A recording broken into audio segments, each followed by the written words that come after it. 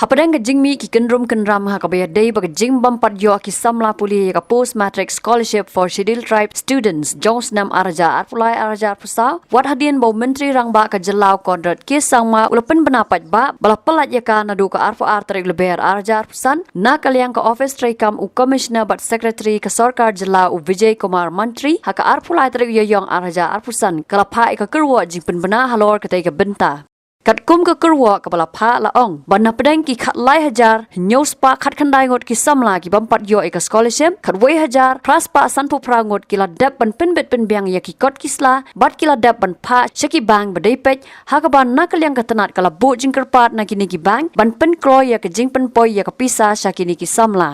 Laong ru bagi dan kembasi hajar praspan ru puai ngot ki samlapan ki badang hab ban yo ek scholarship namar ka jing bampat pendap jongki ban Pynïasoh yo Aadhaar card bat ki bank account jongki bat kumta na kalyang ketenat kalapa ek SMS ki ban Pynïasoh ye ki Aadhaar card hapo khatsan sngi khnang bakin yo ek scholarship shu ka Kyrwoh kala kadoru balada ki samla ki dan kanu kunu ka jing thot ki la ban contact how CM connect helpline number iwei khandai nyo iwei lane iwei pra not lai sao Riu pra san iwei lani nyo not san not lai nyo lai sao nyo bat khandai not riu san nyo sao khandai san riu habatin pej bahagi ki shop ka shop plus f ka plus f hakabam bangi bam duna ki eki batai comment namar kata habathiru atau khau kamlu ka umpnyang ka dot pej ya ka shop plus f ha ka jingsom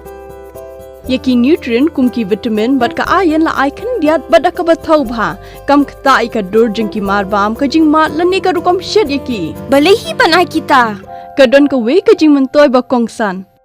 ka kot ka khia